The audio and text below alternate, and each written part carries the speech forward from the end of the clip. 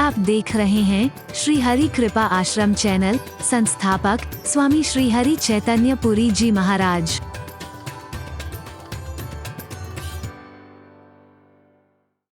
तुम कन्हैया मेरा नाम हो रहा है, मेरा आपकी कृपा से सब काम हो रहा है। करते हो तुम कन्हैया मेरा नाम हो रहा है, करते। खैर पूरा नहीं सुना रहा, समय काफी हो रहा है। हरि बोलना, जोर से बोलो ना। ये भजन तो सुनते रहोगे, बहुत सारे सुनाऊंगा, फिर कभी हरि बोलना। जो बात चल रही थी वहीं आ जाते हैं, वही सुन।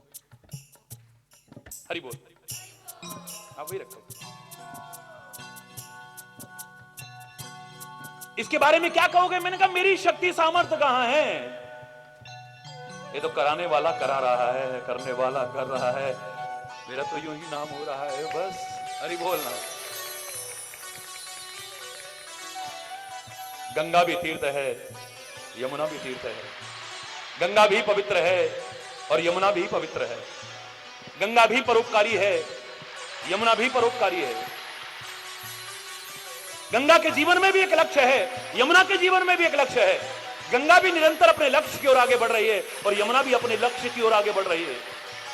यमुना भी और गंगा भी दोनों मार्ग में आने वाली कठिनाइयों से, बाधाओं से यथासंभव व्यर्थ के उलझाव और टकराव से बचने की कोशिश करती हैं। अपना समय बर्बाद नहीं करती हैं, अपनी शक्ति को बर्बाद नहीं करती हैं। मार्ग में कोई पहाड़ आ जाए, चट्टान आ जाए, ये नहीं कहते हट यहां से, हमारे रास्ते में कोई बात नहीं, कोई बात नहीं। हे पहाड़ देवता तुम यहां खड़े रहो, हे चट्टान तुम यहां खड़ी रहो, मुझे तो जहां से रास्ता मिले मैं वहां से निकल जाऊं, क्योंकि मुझे अपनी मंजिल की ओर आगे बढ़ना है। व्यर्थ के उलझाव और टकराव में अपना समय बर्बाद नहीं करना है। इतनी शक्ति और सामर्थ्य होते हुए अगर उस पानी को स्थान ना मिले निकलने का, इकट्ठा होता रहे, बड़े से बड़े पहाड़ को उखाड़ के फेंक सकता है। बड़े से बड़े पहाड़ को उखाड़ करके फेंकने की शक्ति और सामर्थ्य है उसमें, और फिर भी तेरी परिक्रमा लगा के चला जाऊं। व्यर्थ के उलझाव और टकराव से दोनों बचने की कोशिश करते हैं। हरि बोलना। दोनों ही जब एक जैसे नेक बन जाते हैं और फिर एक हो जाते हैं, तो इस गंगा और यमुना का संबंध कभी खत्म नहीं होता है। मैं आपसे कह रहा था, ये 10 पंक्तियां मैंने अपने लिए लिखी। उतना मत खाओ जितना खा सकते हो, उतना खाओ जितना पचा सकते हो, उतना किसी से संबंध मत बनाओ जितना बना सकते हो, उतना बनाओ जितना निभा सकते हो, उतना मत गाओ जितना स्टेमिना हो। तो सारी रात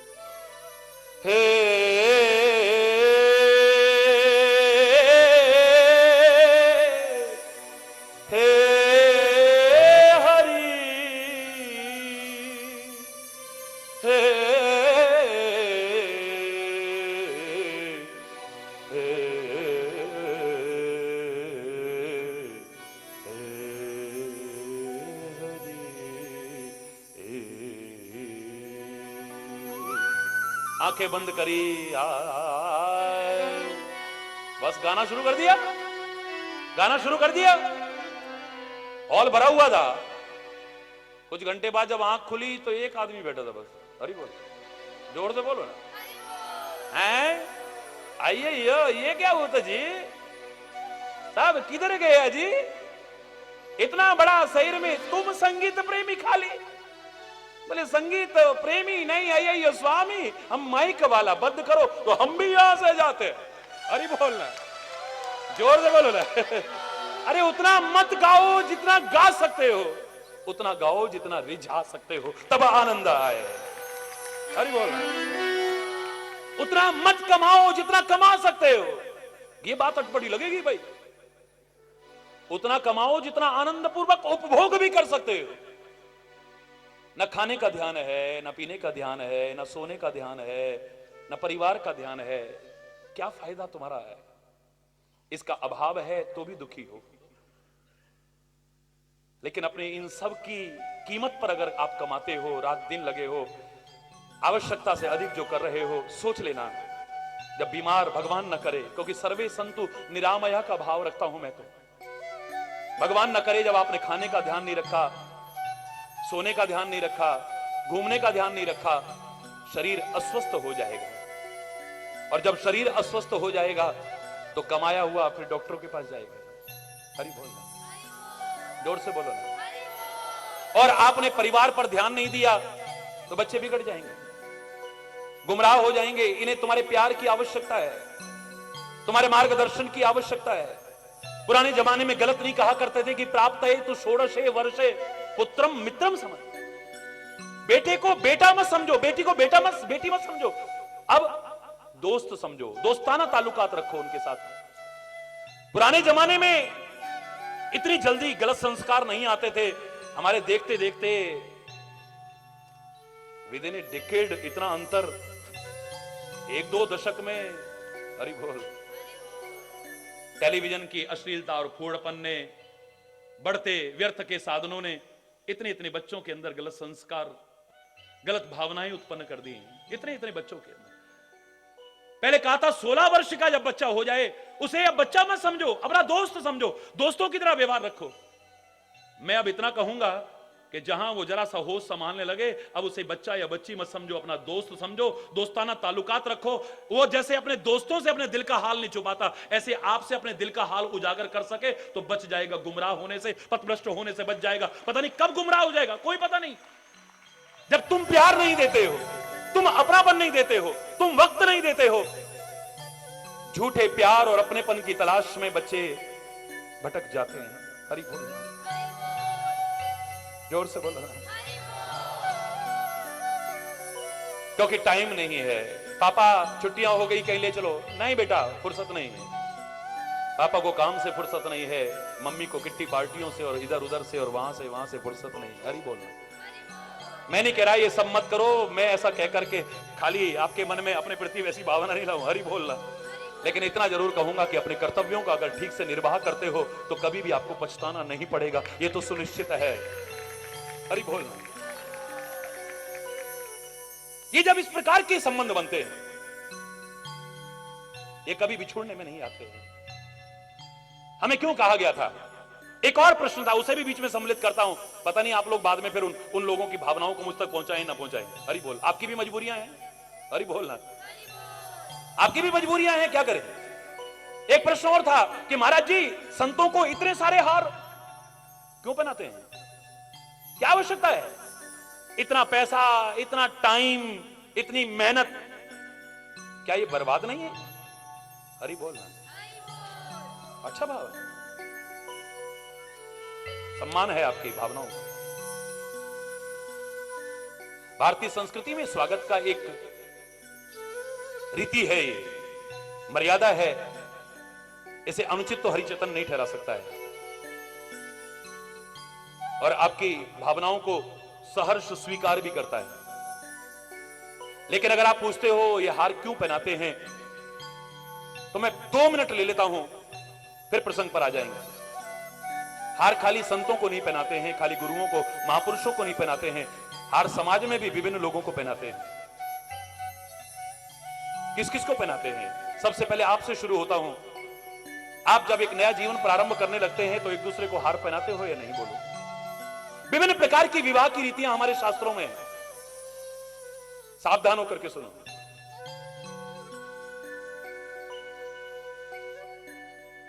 गंधर्व विवाह होता था, स्वयंवर होता था, वैदिक रीति से यज्ञ के अनुरूप विवाह संपन्न होता था। विभिन्न प्रकार की विवाह की रीतियां थी। सर्वश्रेष्ठ सबके आशीर्वाद और शुभकामना लेकर के भारतीय संस्कृति के अनुसार यज्ञ और अनुष्ठान के रूप में जो संपन्न होता था उसे माना जाता था, एक अलग विषय है।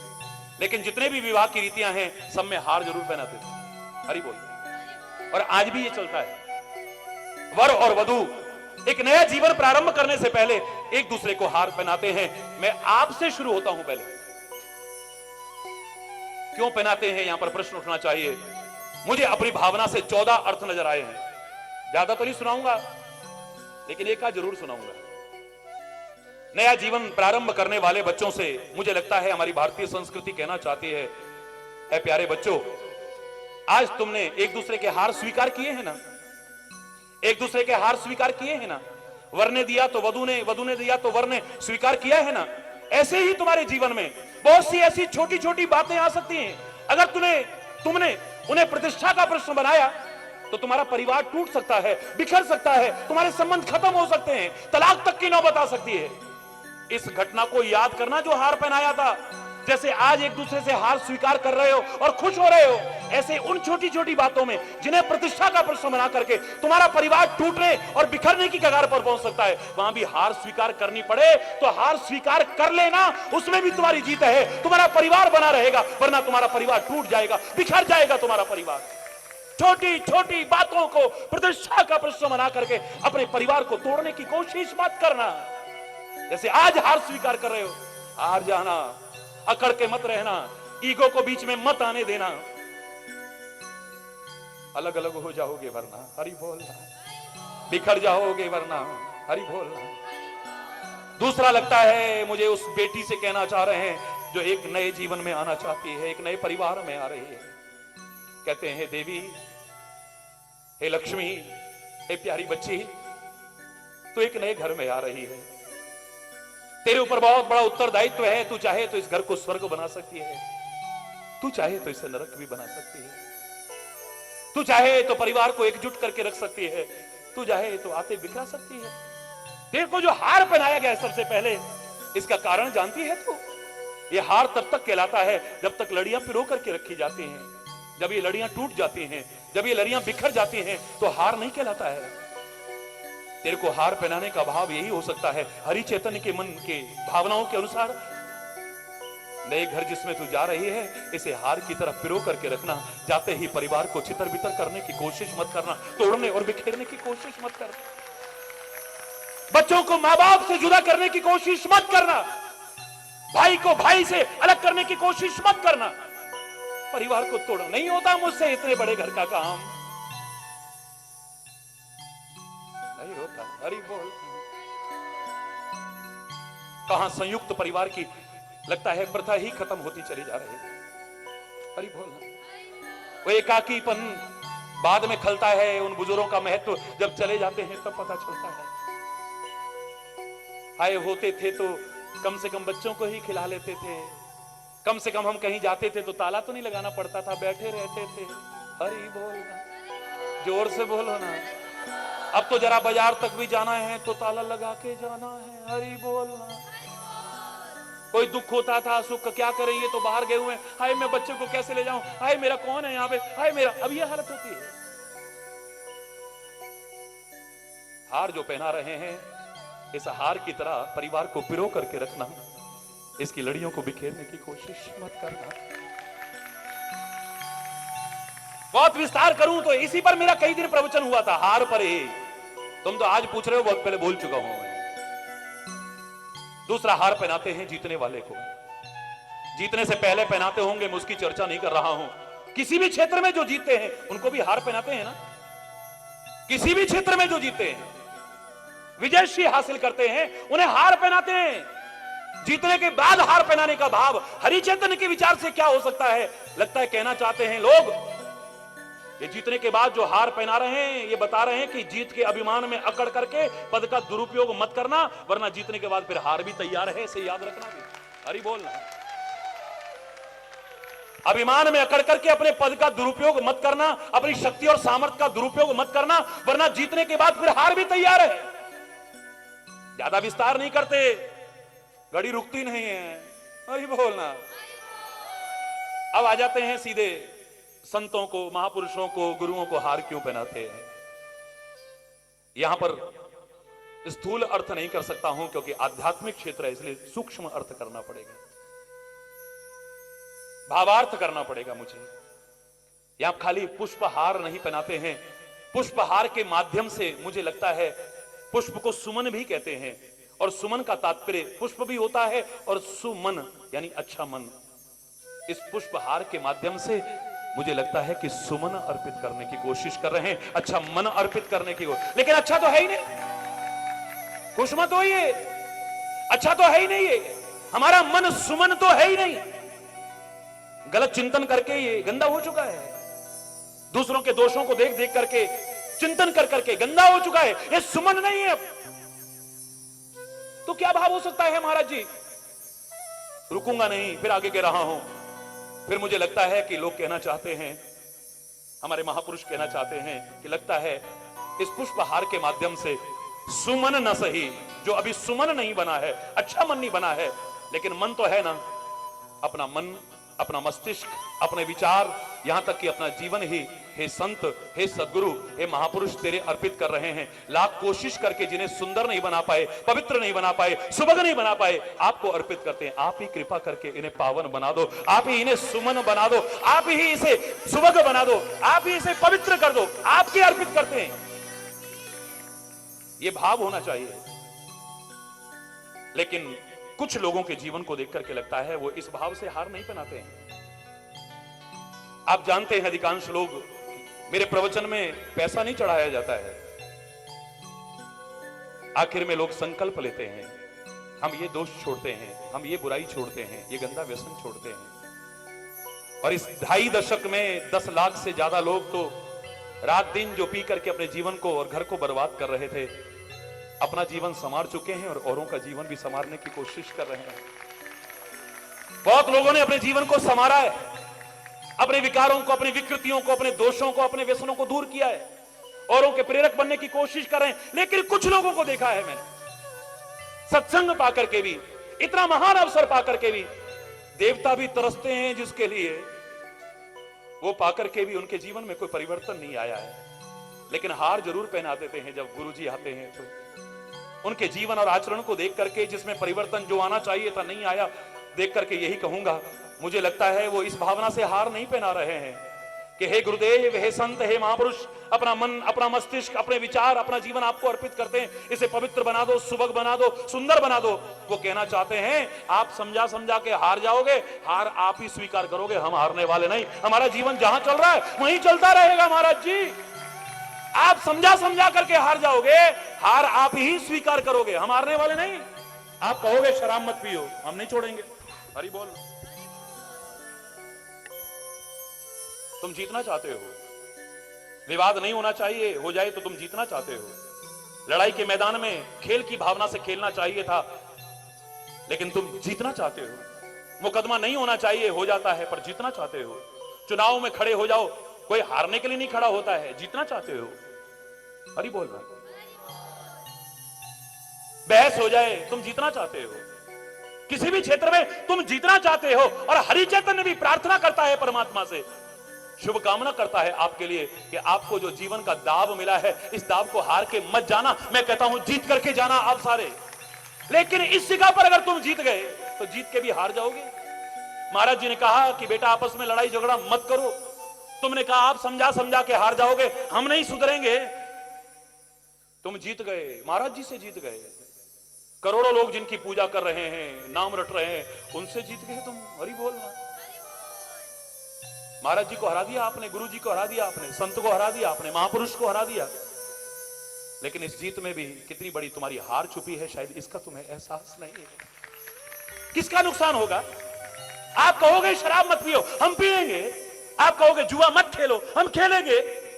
आप कहोगे लड़ाई झगड़ा मत करो, कला कलेश मत करो, वैर विरोध मत करो, वैमनस्यता मत करो, मनमुटाव मत रखो, राग द्वेष मत करो, भेदभाव मत करो। लेकिन हम करेंगे। तुमने हरा दिया उन्हें, लेकिन जीत करके भी तुम कितना बड़ा हार को स्वीकार कर रहे हो, इसका भी एहसास नहीं। यहां हारोगे भी तो तुम जीत जाओगे। मेरे प्यारे बच्चों, मेरे प्यारे भाइयों, मेरी प्यारी बहनों, पता लग गया हार क्यों पहनाते हैं? अरे हरि चैतन्य तो अगर तुम, मैं तो प्रार्थना करता हूं कि आप लोग कांटों में उलझे हुए, तब हरि चैतन्य जाता है तो सारे विश्व में पुष्प वृष्टि करते हो, पुष्पहार पहनते हो। तो धिक्कार है मुझे अगर फिर तुम्हारे राह के सारे कांटे बुहार करके दूर न कर दो। तुम कांटों में उलझे हुए, तुम चिंताओं उलझनों में घिरे हुए एक संत पर, एक महापुरुष पर, अपने सदगुरु पर पुष्प वृष्टि करते हो। संत महापुरुष भी बंजर भूमि नहीं है। तुम प्यार का एक बीज बोते हो तो अनंत गुना प्यार उनके हृदय में आपके लिए है। वो भी तुम्हारे मार्ग के कांटों को न बुहार दे तब कहना। लेकिन आवश्यकता है, लेकिन आवश्यकता है उस मार्गदर्शन को अपनाने की। हम किसी रोग से पीड़ित हैं, उस रोग का सबसे बड़ा डॉक्टर मिल जाए, विश्व का सबसे बड़ा स्पेशलिस्ट मिल जाए, रोग दूर होने की गारंटी नहीं है। उस रोग की, विश्व की सबसे अच्छी दवाई मिल जाए, रोग दूर होने की गारंटी नहीं है। विश्व का सबसे बड़ा डॉक्टर मिला है, बड़ी अच्छी बात है। दवाई सबसे अच्छी मिली है, बड़ी अच्छी बात है। लेकिन उस दवा को व्यवहार में लाएं और उसके बताए परहेज पर चलें तो संभावना होगी, आपके रोग दूर हो सकते हैं। लेकिन यहां तो गारंटी है, जो चाहोगे वो मिलेगा तुम्हें, क्योंकि तुम गलत चाहोगे नहीं अगर मार्गदर्शन अपनाओगे तो। हरि बोल रहा, जो इच्छा करी हो मन माई, हरि प्रसाद कछु दुर्लभ ना। फिर तुम्हारे मन में जो इच्छा होगी वो पूरी ना हो जाए तब कहना, पकड़ लेना हरि चैतन्य को आ करके, हरि बोलना। कोई सिक्योरिटी के बीच में नहीं रहता है, आपसे दूर नहीं रहता है। आप देखते हैं लाखों की भीड़ में भी आपके साथ रहता है, आपके बीच रहता है।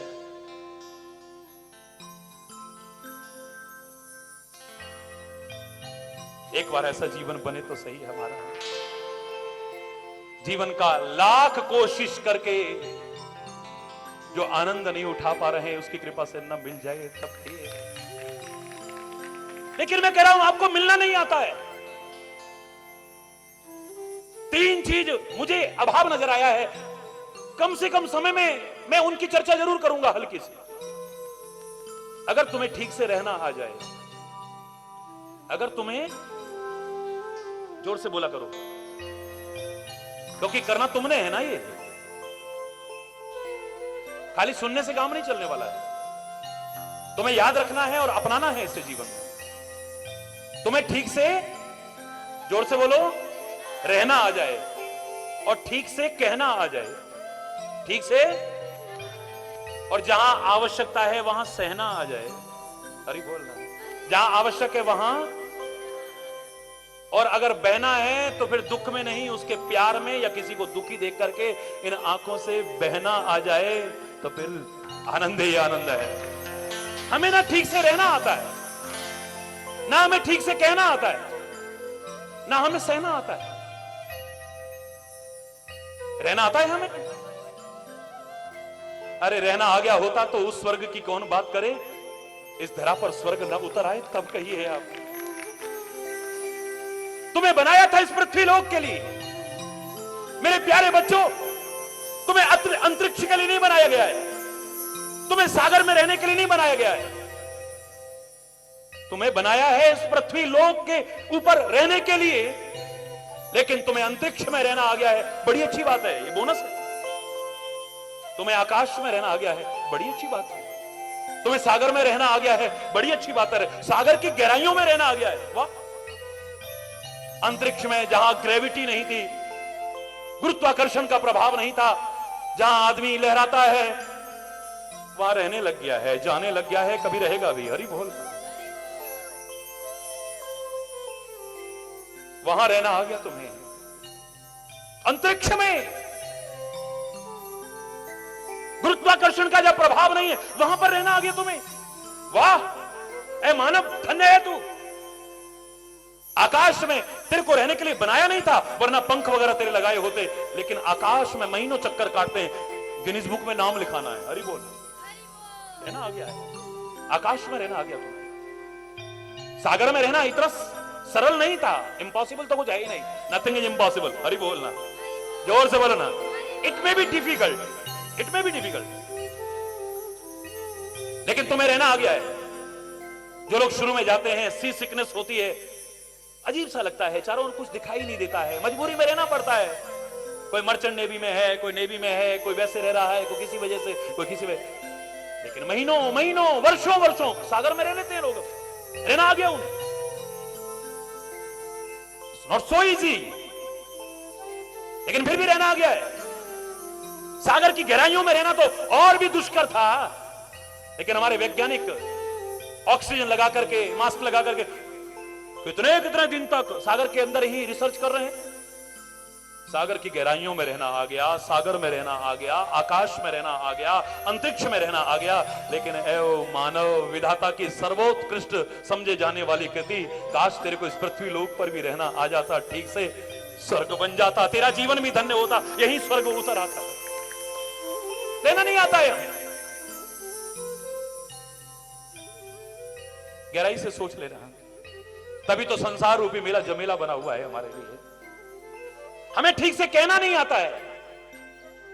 ये जबान इतनी महत्वपूर्ण थी, हमने इसकी महिमा को समझा ही नहीं, प्रकृति के रहस्य को समझा नहीं। आंखें दो बनाई, कान दो बनाए, नाक एक है पर छिद्र दो है, हाथ दो, पैर दो, किडनी एक होती, हम जिंदा रह सकते थे, वो भी दो, हार्ट एक बनाया, उसके भी भाग दो।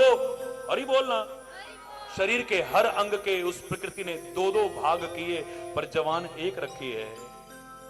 जवान के दो हिस्से होते हैं, लेकिन मानव के नहीं। रेप्टाइल्स में जो विषैले जीव हैं, सर्प इत्यादि, उनके जीव के हिस्से हैं, वो जहर उगलते हैं। पर ऐ मानव, तेरी तो जीव के दो हिस्से हैं, तू जहर काहे को उगलने की कोशिश करता है? कोई धर्म पर लड़ाने की कोशिश करता है, कोई मजहब के नाम पर लड़ाने की कोशिश करता है, कोई मंदिर, मस्जिद, गुरुद्वारे और चर्च के नाम पर लड़ाने की कोशिश करता है। मेरे से बचपन में किसी ने पूछा, आपकी निगाह में मंदिर में, मस्जिद में, गुरुद्वारे में, चर्च में कोई अंतर है? मैंने कहा, सब परमात्मा के उपासना स्थल हैं, सबको नमन है। मेरी श्रद्धा जहां है अलग बात है, लेकिन किसी की भावनाओं को आहत करना हमारा कर्तव्य नहीं है, वरना हम धर्म को नहीं समझे। हरि बोल। किसी की आस्थाओं को आहत करना ये हमारा कर्तव्य नहीं बनता है। कोई अंतर नहीं है। मैंने कहा बिल्कुल नहीं। फिर सोच के बताइए क्या कहना चाहते हैं? तो बचपन से जो कहता हूं आज भी कह रहा हूं और कहता रहूंगा। उधर मंदिर, उधर मस्जिद, उधर गुरुद्वारा, उधर गिरजा, उधर गिरजा, उधर गिरजा, तेरा मन आए वहां गिर जा, लेकिन मानव चरित्र से मत गिर, नैतिकता से मत गिर, राष्ट्रीयता से मत गिर, प्रेम से मत गिर, एकता से मत गिर, सद्भाव से मत गिर। गिरना है तो इस देश की संस्कृति के चरणों में गिर जा, गिरना है तो महापुरुषों के चरणों में गिर जा, गिरना है तो अपने बड़े बुजुर्गों के, मां बाप के चरणों में गिर जा। यहां गिरेगा भी तो तेरा जीवन उठ जाएगा, संवर जाएगा तेरा जीवन। ऐसे बन चुके हैं हम तो मानव कहने में भी शर्म आती है। जो हैवान बन चुके हैं, जो शैतान बन चुके हैं, जो दानव बन चुके हैं, उन्हें इंसान, मानव कहने में भी शर्म आती है। होली पर विभिन्न चैनल मेरे पास आए हुए थे, बहुत सारे चैनल, और संदेश दीजिए होली के अवसर पर। मैंने एक ही बात कही थी, होली सो होली, अब कहां है होली? हरि बोल। होली सो होली, अब कहां है होली? अब तो होली होली होली होली सब खत्म होता चला जा रहा है। प्यार खत्म हो रहा है, सद्भाव खत्म हो रहा है, एकता खत्म हो रही है, राष्ट्रीयता, मानवता, नैतिकता, चरित्र। हरि बोलना है। मुझसे अगर होली का संदेश लेना चाहते हो तो सब लोगों से एक ही बात कहूंगा, बहुत होली हिंसा, सब में होली शब्द है, बहुत होली हिंसा,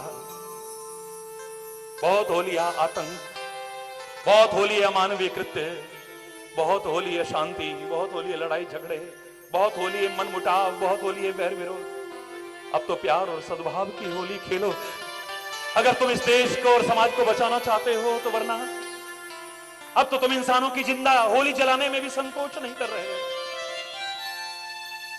विश्व के जिन्हें तुम बड़े बड़े को बड़े बड़े कहते हो, मेरे पास तो हर तरह के लोग आते हैं, इसलिए ना मैं किसी दल में हूं ना किसी दलदल में हूं। हरि बोल ना मैं किसी दल में हूं ना किसी दलदल में हूं, क्योंकि सब लोग प्यार से मेरे पास आते हैं और सबके लिए मेरे हृदय में स्थान है।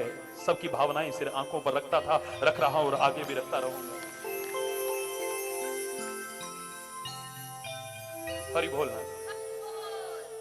एक व्यक्ति आए बहुत ऊंचे पद पर इस देश के एक राज्य में, जिनके एक भाषण ने दंगे भड़कवाए, आग लगी, तबाही हुई। आशीर्वाद लेने आए, महाराज जी आशीर्वाद दीजिए। मैंने कहा मेरा कोई विरोध नहीं है किसी से भी, लेकिन मैं एक बात जरूर कहूंगा। आपने ऐसे ऐसे शब्द बोले, आप तो सिक्योरिटी के बीच चले गए, लेकिन आपने कभी सोचा ये भाई भाई लड़ते हैं आपस में, धर्म के नाम पर लड़ते हैं, भाषा के नाम पर लड़ते हैं, रीति रिवाज के नाम पर लड़ते हैं, स्थान के नाम पर लड़ते हैं। शर्म नहीं आती आपको? शर्म नहीं आती आपको? अरे लोग टूट जाते हैं एक घर बसाने में और तुम्हें शर्म नहीं आती बस्तियां जलाने में। लोग टूट जाते हैं एक घर बसाने में, तिनका तिनका तिनका तिनका करके कैसे अपना आशियाना तैयार करते हैं लोग। तुम सिक्योरिटी के बीच आए, अरे बड़ा भाषण जोशीला दे गए, भाई भाई लड़ने लगे, दंगे भड़क उठे, लहूलुहान हो गए सारे के सारे, और खुद सिक्योरिटी के बीच वापस भाग गए।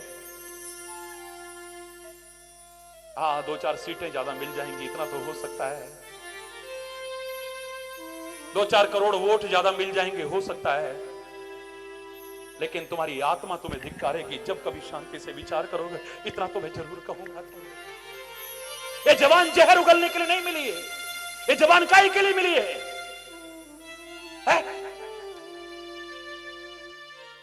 ऐसा तपस्वी मैंने दुनिया में नहीं देखा है। लाखों वर्ष जंगल में तपस्या करने वाले भी ऐसे नहीं होंगे। इतनी कठोरता के बीच रहती है। प्रकृति ने इसमें हड्डी नहीं बनाई है। क्यों नहीं बनाई? क्योंकि ये कठोर वाणी ना बोले। 3 चीजों में कठोरता नहीं दी है परमात्मा ने। हमारे हृदय में कोई हड्डी नहीं है, हमारी जबान में कोई हड्डी नहीं है, हमारे मस्तिष्क में कोई हड्डी नहीं है। यहां डॉक्टर्स भी बैठे हुए हैं, क्योंकि मेडिकल इंस्टीट्यूट के एक डॉक्टर का प्रश्न भी मेरे पास अभी आया है। हरि बोल, हरि बोल, जोर से बोलो। शरीर विज्ञान के बारे में जानने वाले बता सकते हैं, मस्तिष्क में कोई हड्डी नहीं, जबान में कोई हड्डी नहीं, हृदय में कोई हड्डी नहीं है, और कठोरता भी नहीं है, कभी कठोर भी नहीं होते हैं। प्रकृति कहना चाहती है अपने हृदय में कठोर भावनाएं नहीं, कोमल भावनाएं लाओ। करुणा का भाव अपने मन में जागृत करो। जैसे साधना कुंज के मन में आया है कि उन निराश्रित बच्चों को, अरे जिन्हें तुम गिने चुनों को अपना कहते हो, उनके लिए तो सब करते हैं। जिन्हें तुम पराया समझ के ठुकराते हो, उनके जो गले लगाएगा वो कुछ और करे न करे, परमात्मा की कृपा का अधिकारी अवश्य बनेगा, कैसे भी बनेगा। हरि बोल, जोर से बोलो ना। हृदय में ऐसा भाव हमारे मन में आना चाहिए। ये जबान कठोरता के लिए नहीं मिली है। याद रखना, कठोरता जल्दी नष्ट होती है, कोमलता चिरस्थायी होती है। हम जब पैदा हुए थे, जीव तब भी हमारे मुंह में थी, और जब शरीर का अंत होता है, जीव तब भी रहती है। दांत बाद में आए और जल्दी नष्ट हो जाते हैं। हरि बोल, जाने से पहले पहले पहले पहले ही सब हरि बोल, पिंजरा खाली हो जाता है। हरि बोल, जोर से बोलो ना। एक एक एक एक करके सब साथ छोड़ जाते हैं। जीव थी और आखिर तक रहती है, दांत बाद में आते हैं, जल्दी नष्ट हो जाते हैं। क्या कारण होगा महाराज जी? मैंने कहा इतना ही है कि कठोरता जल्दी नष्ट होती है और कोमलता चिरस्थायी रहती है। भयानक से भयानक तूफान में बड़े बड़े विशाल वृक्ष धराशायी हो जाते हैं, लेकिन कोमलता रखने वाला छोटा सा घास का पौधा लहराता रहता है, लहराता रहता है, बाल बांका नहीं होता है उसका। बड़े बड़े भीमकाय, बड़े बड़े विशाल वृक्ष धराशायी हो जाते हैं, गिर जाते हैं। हरि बोल, कोमलता को अपनाए, कठोरता को नहीं। हमें बोलना भी नहीं आता है। कहते जरूर थे कि ऐसी वाणी, मेरे साथ बोलिएगा क्योंकि ये सबको आता होगा। ऐसी वाणी बोलिए मन का आपा खोल, ऐसी वाणी बोलिए मन का आपा खोल, औरन को शीतल करे आप शीतल हो, औरन को शीतल करे आप शीतल हो। वाणी एक अमोल है, वाणी एक अमोल है, जो कोई बोले वो ये तराजू तोल के तब मुख बाहर हो, ये तराजू तोल के तब मुख बाहर हो। वशीकरण एक मंत्र है,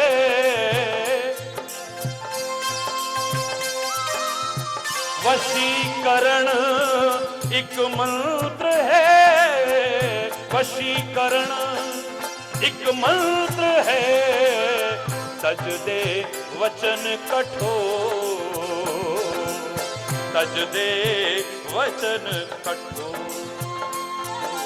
तू तज दे वचन कठोर।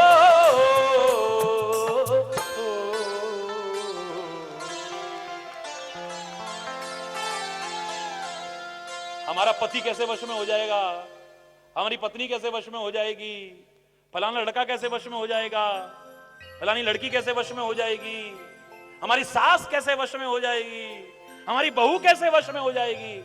इस चंगर में ढोंग, पाखंड और अंधविश्वास की चौखटों पर नाक रगड़ते हो तुम लोग। जरा किसी ने मुंडी हिला दी, जय हो, जोर से बोलो ना, और जोर से बोलो ना। 250-300 तो जिनके यहां लाइनें लगती थी बंद करा चुका भारत पद यात्रा के दौरान, लेकिन तुम्हारे स्वार्थ हैं, इसलिए भयभीत होते हो तुम, तुम्हें डर लगता है। क्या आप इसको देवी नहीं मानते? मैं तो हर नारी में देवी का भाव देखता हूं, लेकिन 2 मिनट नाटक करने वाले को कभी देवी स्वीकार नहीं कर सकता हूं। अरे बोलना। और एक के यहां तो मैं बैठा, जरा सा वो शुरू हुआ और वो भी फिल्मी गाने की धुन शुरू हुई और उसकी मुंडी हिलनी शुरू हो गई। अरे बोलना। फिल्मी गाने की धुन शुरू हुई और उसने दौड़। अरे बोलना।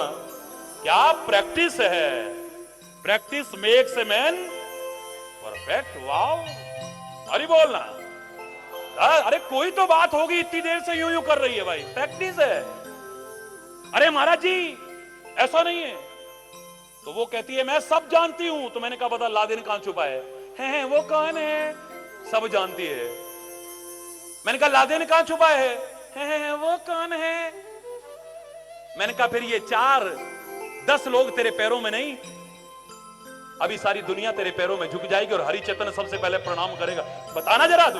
सब जानती है। तू इतना जानती है कि तेरे पड़ोसी ने तेरे पर कुछ कर दिया है। तू इतना जानती है तुम्हारे देवर ने, दौरानी ने, जेठ ने, जेठानी ने, सास ने, बहू ने, भाई ने, फलाने ने कुछ कर दिया है, कुछ खिला दिया है तुम्हें। इसके अलावा तुम जानते हो कुछ? खुला चैलेंज करके कह रहा हूं। हिंदुस्तान में कितना दम भरते हैं लोग, कितने लोग दम भरते हैं, हम सब जानते हैं।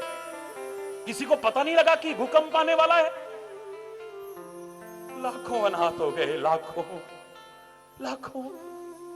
हरि बोल। कितनी गोदियां सूनी हो गई, कितनी मांगे उजड़ गई, कितनी बहनें राखी के दिन अपने भाई की याद में तड़पती रोने लग जाती है। अरे कोई तो बता देता कि गुजरात में भूकंप आएगा, सब मकानों से बाहर निकल आना। 26 जनवरी की सुबह वो भयानक त्रासदी को लेकर के आएगी जिसे हम सैकड़ों वर्षों तक भुला नहीं पाएंगे। कोई तो बता देता कि भूकंप आने वाला है गढ़वाल में। कोई तो बुला देता। आजकल तो मीडिया का जमाना है, चैलेंज करके कोई बात कहते ना, ढोंगी पाखंडी कितने करते और बाद में शर्मिंदा होते हैं। अगर तुम सचमुच जानते थे, एक बार चैलेंज करके कहते ना सुनामी आने वाला है, समुद्र के किनारे पर कोई बच जाओ। एक मोहल्ले में तुम्हारी पूजा नहीं होती, सारी दुनिया तुम्हारी पूजा करती। कितने लोग अनाथ होने से बच जाते, कितनी गोदियां उजड़ने से बच जाती, कितनी मांगे सुनी होने से बच जाती, कितनी बहनों को अपने भाई की याद में रोना न पड़ता। कोई तो दम भरता, उस ट्रेन में आज कोई ना बैठे, एक्सीडेंट होने वाला है। कोई तो कह देता कि आज बहुत बाढ़ आने वाली है, बच जाओ, कोई उस तरफ मत जाना। अरे बोलना, जोर से बोलो ना। कोई तो बोल देता, कोई तो, कम से कम ये त्रासदियां हमें देखनी ना पड़ती। पर तुम्हें उतना ही पता है कि तुम पर किसी ने कुछ कर दिया है, किसी ने तुम्हारे व्यवसाय को बांध दिया है, तुम्हारे खाने में किसी ने कुछ मिला के खिला दिया है तुमको। जो रहे से संबंध पहले ही खत्म होते जा रहे हैं, जो बचे थे वो भी खत्म हो जाते हैं, दुश्मन हो जाते हैं एक दूसरे। इसके अलावा किसी को आता हो ढूंढ करके देख लेना, एक नजर नहीं आए। धर्म विज्ञान सम्मत है, ढकोसला नहीं है मेरे प्यारे बच्चों। स्वार्थ के कारण ढकोसला बना दिया है लोगों ने।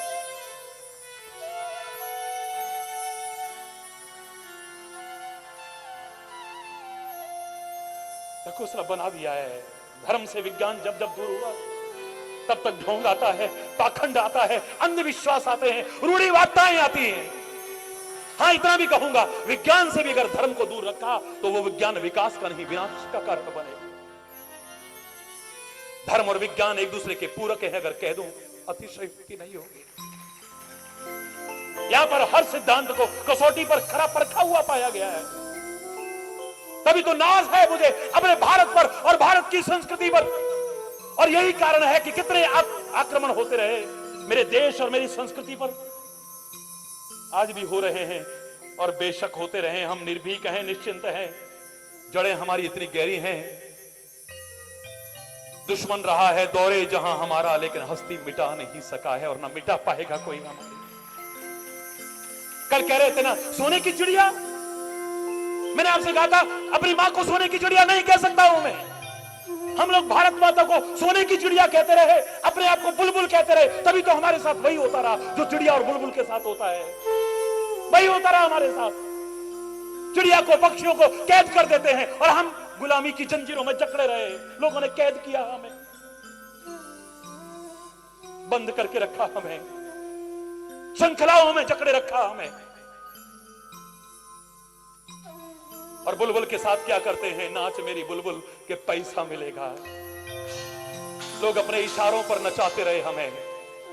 हमारे भारत को भी पिंजरे में कैद करे रखा और हमको अपने इशारों पर नचाते रहे। कभी मुगल नचाते रहे, कभी अंग्रेज नचाते रहे। मैंने कल भी आपसे कहा, सारे विश्व के प्रति भ्रातृत्व का भाव रखने वाला, सारे विश्व के कल्याण की कामना करने वाला ये हरि चैतन्य अपनी मां से इतना प्यार करता है, ये शब्द बर्दाश्त नहीं कर सकता है। और तुम भी करते हो तो तुम्हें शर्म आनी चाहिए। बार बार कह रहा हूं, तुम्हारी मां को कोई चिड़िया कहे तुम्हें बुरा लगता है, सोने की निर्जीव चिड़िया कहे शर्म नहीं आती तुम्हें।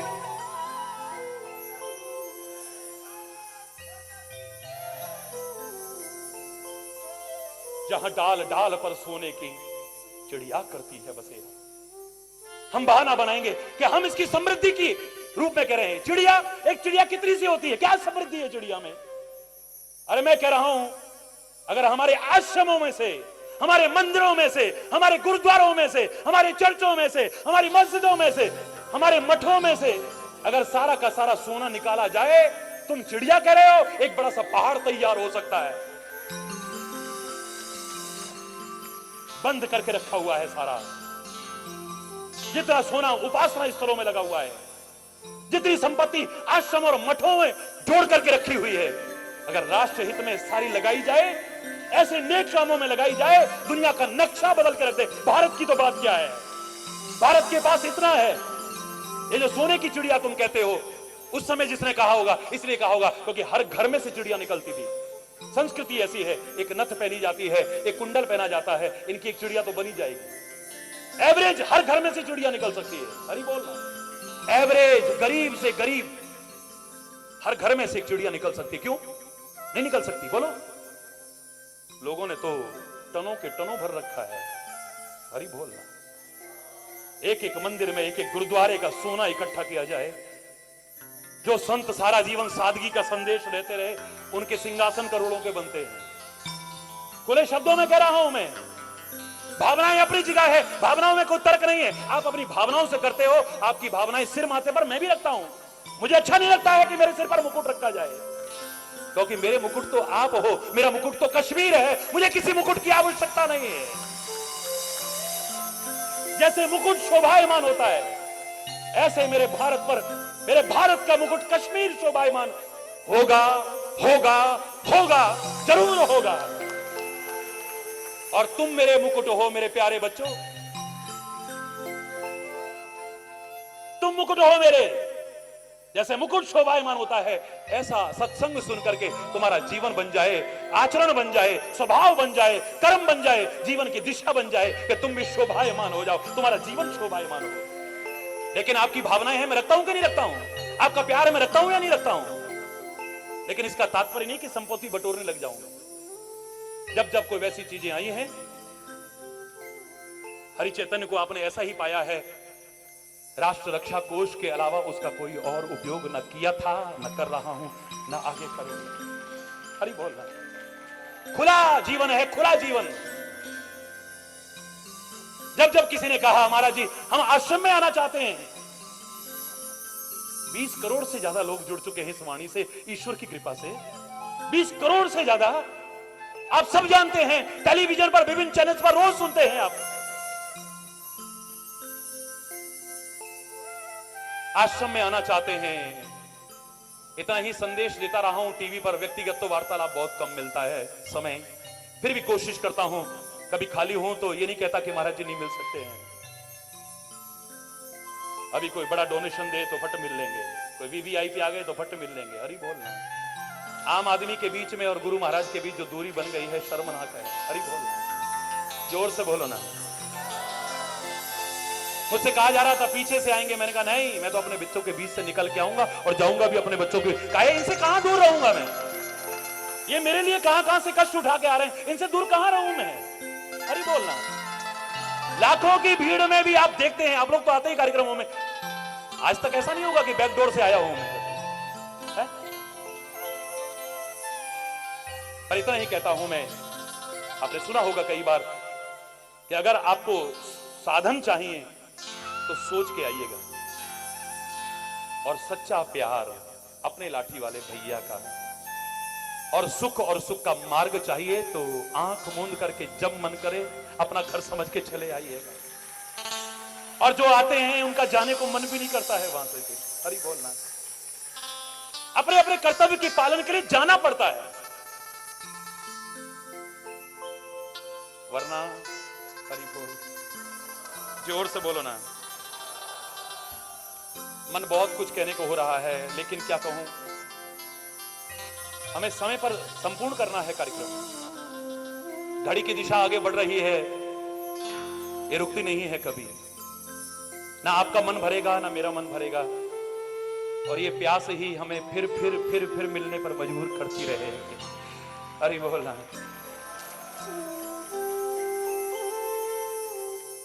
हमें ठीक से कहना आ जाए। कुछ ऐसा कहते हैं कि कलह कलेश हो जाता है, कुछ ऐसा कहते हैं कि अशांति हो जाती है, कुछ ऐसा कहते हैं कि झगड़ा हो जाता है, कुछ ऐसा कह देते हैं कि युद्ध की स्थिति पैदा हो जाती है। एक सेंटेंस ही तो बोला था, दुर्योधन को धोखा खा करके गिरते देख करके इस जवान से एक वाक्य निकला था, ओए अंधे की अंधी औलाद। कितना भीषण रक्तपात हुआ, महाभारत का युद्ध। कहना नहीं आया ठीक से। हरि बोल। कुछ ऐसा कह दिया कि संबंध खत्म हो गए। हम सच ही तो बोल रहे हैं, झूठ थोड़ी ना बोल रहे हैं हम। ये दावा करते हो। मैं कहता हूं सच बोलना चाहिए, पर कल भी आपसे कहा हर सिद्धांत के साथ अपवाद है। Exceptions are always there. हर सिद्धांत के साथ अपवाद है। सच बोलो, लेकिन शास्त्रों ने कहा था सत्यम ब्रूयात प्रियम ब्रूयात। सत्य बोलो, प्रिय बोलो, लेकिन एक शब्द मैं और जोड़ा करता हूं, प्रिय सत्य तो बोलो लेकिन हितकारी, जिससे किसी का ऐतो ऐसा सच भी बोलने की कोशिश मत करो। तुम्हारे सच बोलने से किसी का हंसता खेलता घर अगर उजड़ता है, धिक्कार है तुम्हारी सच्चाई पर। अपवाद स्वरूप छोड़ देना। तुम्हारे सच बोलने पर लड़ाई झगड़ा हो जाए, युद्ध की स्थिति पैदा हो जाए, धिक्कार है ऐसे सत्य पर भी। हमारे देश का सैनिक भगवान न करे दुश्मन देश के चंगुल में फंस जाए और वो कहे कि तुम्हारे परमाणु अस्त्र कहां रखे हैं, फलाना अड्डा कहां है, फलाना अड्डा कहां है। वो कहे हमें सिखाया था सच बोला करो, देखो जी परमाणु अस्त्र वहां रखे हुए हैं, हमारी जो सीक्रेट फाइल्स है ना वो फलाने ऑफिस में फलानी अलमारी में रखी हुई है। अरे बोलना, देश पर इतना बड़ा संकट आ जाए, धिक्कार है ऐसे सच पर, बार बार धिक्कार है। एक दोस्त विदेश से आया, दोस्त की शादी हुए 15 साल हो गए, पति पत्नी बड़े सुखी हैं, 3 बच्चे भी हो चुके हैं, इतने खुश हैं परिवार में। 15 साल बाद आया भारत में, उसके घर पहुंच गया, बधाई दी। भाभी कहां है भाई, भाभी कहां है, सुना है बड़ा प्यार है तुम्हारा आपस में, बड़ी अच्छी बात हुई। अरे यार कहां, आजकल तो जरा जरा देर में तलाक होने की नौबत आ जाती है, 15 साल हो गए तुम सुखी हो, बड़ी अच्छी बात है। बोले भैया हमारा तो बहुत प्यार है, हमारे घर में तो बड़ी शांति है, हमारे बच्चे भी खुश, मेरी पत्नी भी खुश और मैं भी खुश। हरी बोलना। अचानक पत्नी बाहर निकल करके आई, ओ ये गई पत्नी, ये एक मिनट इधर आ यार, जरा एक मिनट इधर आ। अंदर कमरे में ले गया, बेवकूफ ये तो मेरे साथ पढ़ा करती थी, और इसका तो फलाना, इसका तो फलाना, इसको तो फलाना। हरी बोलना। अच्छे भले हंसते खेलते परिवार को अगर उजाड़ते हो तो धिक्कार है, ऐसे सच पर भी धिक्कार है। एक ऋषि बैठा हुआ है, छोड़िए एक आम आदमी की बात, एक ऋषि बैठा हुआ है, तपस्या कर रहा है।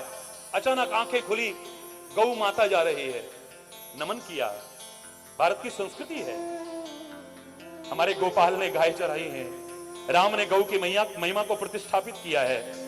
उस देश में गौओं की दुर्दशा और हत्या एक महान जघन्य अपराध और चिंता का विषय है, बहुत चिंता का विषय है। और मैं प्रशंसा करूंगा आपके परिवार की। मैंने सुना है कि जो गाय दूध भी नहीं देती हैं, सही सुना है क्या? कितनी गाय है जी?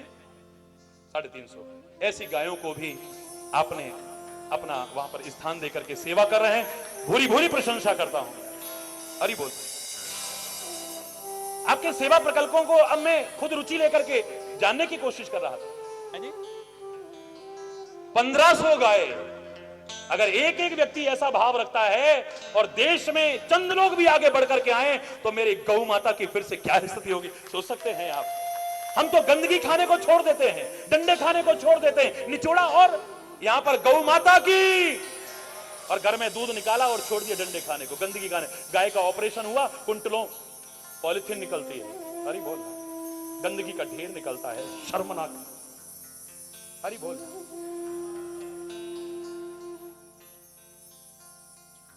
कन्या भ्रूण हत्या भी एक जघन्य अपराध हमारे देश में बढ़ता जा रहा है। कभी इतना औसत कम हो जाएगा कि हमारे बच्चों की शादियों के लिए जब कन्याएं नहीं मिलेंगी तब हमें पता चलेगा। कभी कन्या पूजन जब नवरात्रि के बाद करना होगा और कन्या नहीं मिलेगी तो? कभी कहा करते थे यत्र नारस्तु पूज्यते रमन्ते तत्र देवता, आज वहां नारी को थोड़े से दहेज के पीछे जलाने की कोशिश की जाती है, थोड़ी सी लक्ष्मी के लिए ग्रह लक्ष्मी को जलाने की कोशिश की जाती है। कोई हिम्मत भी नहीं कर रहा है इसका विरोध करने की, और यह दानव अपना मुंह फैलाता चला जा रहा है। ना धर्म के दृष्टिकोण से देखे तो उचित है, ना मानवता के दृष्टिकोण से देखे तो उचित है, और सामाजिक व्यवस्था के दृष्टिकोण से देखें तो बाद में पश्चाताप के अलावा और कुछ भी हमारे हाथ में नहीं रहे।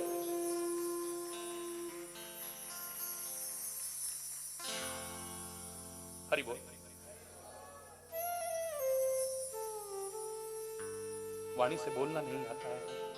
ऋषि बैठा है, आंखें खुली, गौ माता को प्रणाम किया, गौ माता आगे भागती हुई चली गई, फिर आंखें बंद हो गई हैं, तपस्या में ध्यान लग गया है। अचानक एक व्यक्ति आया, ओ बाबा, ओ बाबा। बाबा का ध्यान टूटा, जबरदस्ती जब झकझोर के उठाया, तूने हमारी गाय देखी इधर से जाते हुए? क्यों? क्योंकि वो घबराया, तलवार गुस्से में हाथ में लिए हुए है। उसने कहा मैंने 100 रुपए में खरीदी थी, पुराने जमाने की, और मैं कसाई हूं, मेरे चंगुल से छूट के भाग गई है, मैंने उसकी हत्या करनी है, मेरे बूचड़ खाने से भागी है। संत झूठ तो नहीं बोलेगा, लेकिन ऐसा सच भी बोलता है तो वो संत नहीं हो सकता, ऋषि मुनि नहीं हो सकता है। धिक्कार है अगर उसके कहने पर कि इधर गई है और गौ की हत्या हो जाए, मैं उसे ऋषि मुनि या संत महापुरुष मानने को तैयार नहीं। अरे बोल, जोर से बोलो ना।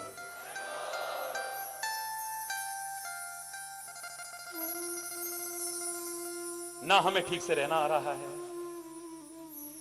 ना हमें ठीक से कहना आ रहा है, और ना ठीक से सहना आ रहा है। माता पिता को बच्चों की बात सहन नहीं है, बच्चों को माता पिता की बात सहन नहीं है। पति को पत्नी की बात सहन नहीं है तो पत्नी की पति को सहन नहीं है, भाई की भाई को सहन नहीं है, एक दूसरे की बात सहन नहीं है। मस्तिष्क तो हमारे बहुत विशाल होते चले जा रहे हैं। देखते देखते कितना विशाल चिंतन जरा जरा बच्चे के मन में आ रहा है। मस्तिष्क बहुत विशाल होते जा रहे हैं, लेकिन हृदय इतने सिकुड़ते जा रहे हैं कि एक दूसरे के लिए उसमें जगह ही नहीं है पास।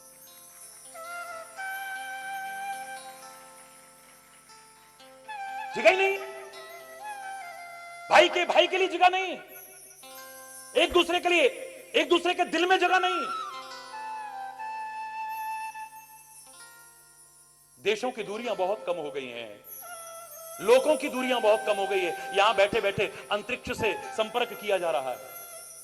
देशों की नहीं, लोगों की अंतरिक्ष लोक से संपर्क यहां बैठे बैठे किया जा रहा है, और अंतरिक्ष लोक से पृथ्वी लोक पर संपर्क किया जा रहा है। देशों की और लोगों की दूरियां कम हो गई हैं, लेकिन दिलों की दूरियां बहुत बढ़ती चली जा रही, बहुत बढ़ती चली जा रही है। सहन शक्ति रही है, बात बात में दिमाग तमतमाने लगते हैं, एक दूसरे की भावनाओं की कदर नहीं, परिवार टूटने के कगार पर हैं, संबंध टूटने के कगार पर हैं। कबीर के पास पति पत्नी पहुंचे, कबीरदास सुना है आपने बहुतों का घर बसाया है, हमारा घर भी बिल्कुल टूटने की कगार पर है, हमें एक दूसरे के साथ रहना अच्छा नहीं लगता है। आखिरी बार किसी के कहने पर तुम्हारे पास आए हैं, कोई सुझाव हो तो दो, हमारा घर बचे, वरना तो तलाक की नौबत है। कबीरदास अभी तक अंदर झोंपड़ी में बैठा था, कहता है आओ। अपने साथ निकाल करके बाहर आंगन में ले आया। जेठ का महीना और भयानक धूप, मजबूरी में बेचारों को गर्मी में बैठना पड़ा है। बैठ गए। कबीरदास कोई उपाय बताओ जिससे हमारा प्यार बना रहे। हम पहले बहुत प्यार करते थे, पहले चंद्रमुखी लगती थी, फिर सूरजमुखी लगने, अब तो ज्वालामुखी लगती है। अरे बोलना, जोर से बोलो ना, जोर से बोलो ना। अब घर वालों से भी कुछ नहीं कह सकते क्योंकि हमारी लव मैरिज है। अब हमारा तलाक होने की कगार पर है, क्या करें हम? पहले माँ बाप ने समझाया, हमने उनकी नहीं सुनी, अब वो हमारी नहीं सुनते हैं, वो कहते हैं अपने आप निपटो। अरे बोल, बहुत उम्मीद लेके आए हैं, फिर से हमारा प्यार हो जाए, कुछ ऐसा उपाय बताओ, हमारा संबंध टूटने से बच जाए, कुछ ऐसा जो इस दशा में हो। आपके साथ साथ करोड़ों लोग जो टेलीविजन पर इसका प्रसारण देख रहे हैं, उन सबका आवाहन करता हूं, समझना इसे। कबीरदास अपनी पत्नी को आवाज लगाता है, हे भगवान, जरा एक मोमबत्ती जला के ले आओ जरा। वो लाई, मोमबत्ती लगा, इतनी रोशनी, इतनी धूप, आंगन में बैठे हैं, मोमबत्ती, लगता है इनका कोई पुर्जा ढिल्ला तो नहीं? हम में से कोई होता तो लगता है खिसक गया है क्या आपका? दिमाग खराब हो गया क्या आपका? अरे इतनी रोशनी हो रही है, मोमबत्ती जला के दिमाग खराब है तुम्हारा? वो चुपचाप लाई ला करके रख दिया। उसके बाद में पत्नी, क्योंकि हमारे देश की एक मर्यादा है, अतिथि देवो भव। मैं नहीं कह रहा कि काजू बादाम खिलाओ, मैं नहीं कह रहा कि फलानी वाली दुकान की मिठाई खिलाओ, मैं नहीं कह रहा कि तरह तरह के मिष्ठान और पकवान खिलाओ, लेकिन देश की एक मर्यादा है, शक्ति और सामर्थ्य के अनुसार, चाहे महंगाई का भी हो, महंगाई का रोना रोने की आवश्यकता नहीं है। मैं तो कहा करता हूं, आ बैठ पानी, तीन चीज मोल नहीं लानी। आइए जी, बैठिए जी, पानी पीजिए, इसमें आपका कोई खर्चा होने वाला नहीं है। आ बैठ पानी, तीन चीज मोल नहीं लानी, सामने वाला खुश होकर जाएगा। और आप 36 तरह के पकवान खिला दीजिए, तरह तरह की मिठाइयां खिला दीजिए, और जाते जाते यहां पर 111 बना दिए, तो कोई भूखा नंगा होगा जो खुश होकर जाए? जो प्यार की कदर जानता है वो कभी खुश होकर के आपके घर से जाने वाला नहीं है। घर में थोड़ा सा दूध था, 3 गिलास में पत्नी डाल करके ले आई, 1 गिलास पति के आगे रख दिया, 2 गिलास अतिथियों के आगे रख दिए। कबीर ने एक जरा सा चखा और थू थू थू कर करके, एक थू थू तो नहीं किया, चुपचाप किनारे पर रख दिया। उन्होंने तो बस थू थू थू करना शुरू कर दिया। चलो चलो चलो, इनका तो पागल है, तो दूध में नमक तो वैसे ही जहर होता है, चलो यहां से। अरे यहां ये क्या करेंगे, पहले तो भर धूप पैरी में इतनी गर्मी में मैं यहां ले आए। हरी बोल, जोर से बोलो ना। और उसके बाद मोमबत्ती जलवा रहे हैं, और उसके बाद दूध में नमक। अच्छा कबीर भाई, हम तो चलते हैं भैया, आए थे कि कुछ उपाय बताओगे जिससे हमारा घर परिवार बना रहे, और तुमने तो पागलपन का प्रदर्शन किया। कबीर कहता है मैंने तो उपाय बता दिया, तुम ना समझो तो गलती तुम्हारी है। चौंके वापस लौटे, क्या बताया उपाय तुमने? बोले मैं भर दोपहरी में बाहर आकर के बैठा, मेरी पत्नी ने कहा कि पागल हो गए हो, दिमाग खराब हो गया है। फिर मैंने कहा कि मोमबत्ती जला के लाओ, उसने नहीं कहा कि पुर्जा ढिल्ला हो गया है। वो सारा दिन मेहनत करती है, दूध लेकर के आई, अरे इतना काम करती है, थक जाती है बेचारी, कभी गलती से नमक डल गया चीनी की बजाय। मैंने नहीं कहा कि ध्यान कहां रहता है तेरा, किसके बारे में सोचती रहती है? लगता है तेरे दिमाग में कुछ घूमता रहता है। शक करने लगे, शंका करने लगे, और शंका तो कितना भी प्यार हो उसको खत्म करके रख देगी, छोड़ेगी नहीं कभी भी। हमारी आपस में इतनी अंडरस्टैंडिंग है, हम एक दूसरे की भावनाओं की कदर करते हैं। मुझसे गलती होती है तो वो माफ कर देती है, उससे गलती होती है मैं माफ कर देता हूं। कभी वो गुस्से में आ जाए तो मैं शांत हो जाता हूं, कभी मैं गुस्से में आऊं तो वो शांत हो जाती है। एक दूसरे की भावना की कदर करते हैं, हम सुखी हैं। अगर तुम भी करने लग जाओ तो तुम भी सुखी हो जाओगे। ये तो गाड़ी के दो पहिए हैं, एक पहिया छोटा और एक बड़ा हो तो ज्यादा देर नहीं चलेगी गाड़ी, पहिया वो धुरी घिसने लगेगी, पहिया टूट करके बाहर हो जाएगा। अगर इस गाड़ी को सही चलाना चाहते हो तो एक दूसरे की भावनाओं की कदर करते हुए आगे बढ़िए। सहन शक्ति का अभाव हो गया है हमारे मन में, सहन नहीं होता है हमें, गुस्सा गुस्सा गुस्सा। पुराने आयुर्वेद के सिद्धांत में ना स्वास्थ्य के लिए अच्छा था ये गुस्सा, ना संबंधों की मधुरता बनाए रखने के लिए ठीक था, ना हमारी स्मृति के लिए ठीक था, लेकिन इसको ला करके हमने सब बर्बाद कर दिया है। वैद्य भी कहा करते थे आयुर्वेद के सिद्धांत को, बुजुर्ग लोग, पैर गरम, पेट नरम, सिर ठंडा, आए हकीम तो, अरे पता है आपको, तो आए हकीम तो मारो डंडा। इसका मतलब ही नहीं कि हकीम को डंडा मारो, यानी इलाज के लिए आपको हकीम को बुलाने की आवश्यकता नहीं पड़ेगी, वैद्य के पास जाने की आवश्यकता नहीं पड़ेगी। अगर आपके हाथ पैर ठंडे हो तो there is something wrong, you should consult your doctor. अगर आपका पेट टाइट होने लगे, मामला गड़बड़ है, सलाह लो डॉक्टर की। और आपका सिर अगर गर्म रहता है तो आपका स्वास्थ्य ठीक नहीं है, डॉक्टर के पास जाओ, सलाह लो और बताए उपचार को करो, ठीक रहोगे, वरना गड़बड़ हो जाएगा सारा का। पर दिमाग तो यहां बात बात में गर्म है, बात बात में तमतमाते हैं। क्या करें, हमें कुछ याद ही नहीं रहता है। अरे कंप्यूटर इस दिमाग को देख के बना है बच्चों, इतना सेंसिटिव कंप्यूटर अभी नहीं बना है दुनिया में, और कई सेंचुरीज तक अभी नहीं बन पाएगा, जहां कोई डेटा फीड नहीं करने पड़ते हैं, अपने आप सब कलेक्ट हो रहे हैं।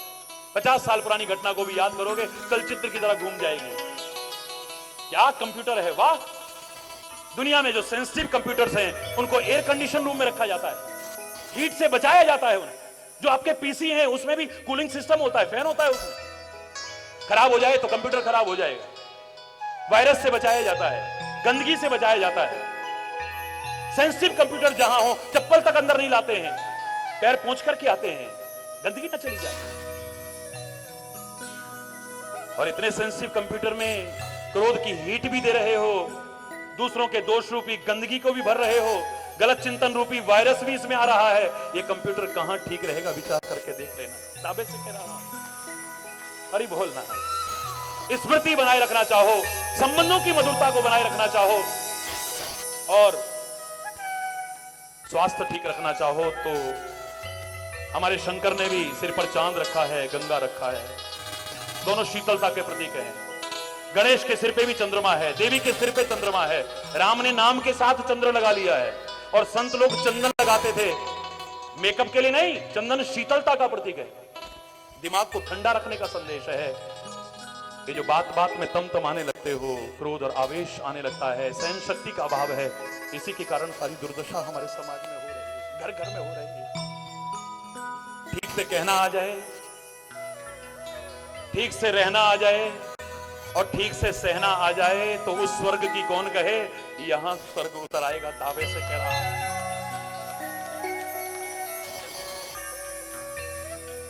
प्रीति जहां की रीति सदा कोई गलत शब्द निकला हो उसके लिए क्षमा चाहता हुआ अपनी वाणी को विराम दूंगा। लेकिन कल जो भजन अधूरा छोड़ा था, यह कहता हुआ कि इस भजन के शब्दों को ध्यान देना। और क्या आज ये स्वरूप है? नहीं है तो लाओ, है तो बड़ी अच्छी बात है प्रीति जहां की रीति सदा, मैं गीत वहां के गाता हूं, भारत का रहने वाला हूं, भारत की बात सुनाता हूं। है प्रीति जहां की रीति सदा,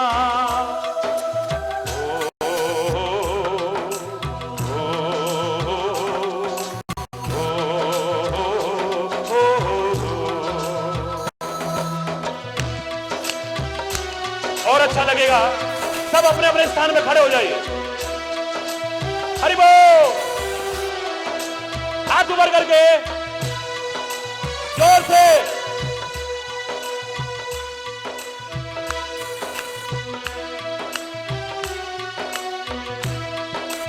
भारत माता की,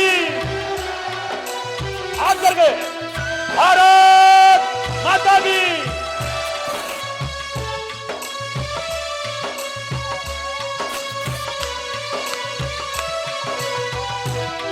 काले गोरे का भेद नहीं, हर दिल से हमारा नाता है। ओ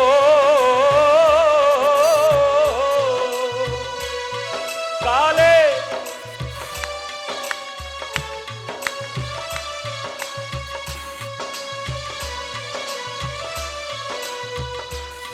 कुछ और ना आता हो हमको, हमें प्यार निभाना।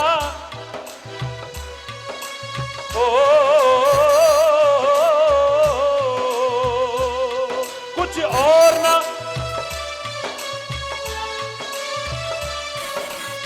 ऊपर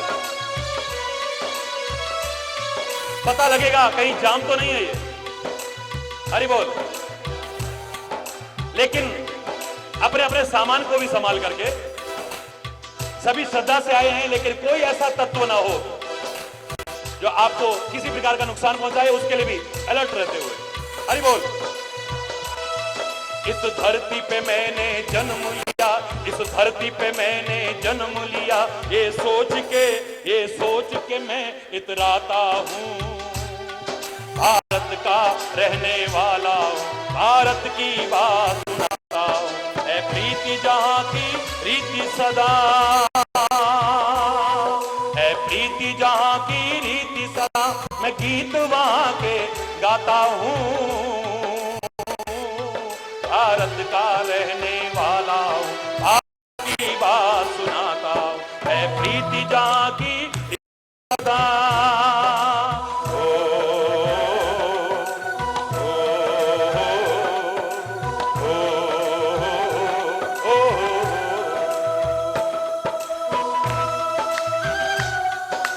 हरि बोल,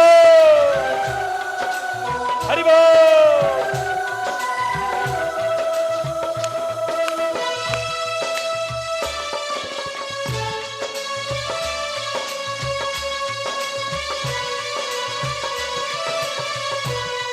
जीते हो किसी ने देश तो क्या, हमने तो दिलों को जीता है। ओ जीते हो, हमने तो दिलों को लहरा के। जहां राम अभी तक है नर में, नारी में अभी तक सीता है। हो जहां राम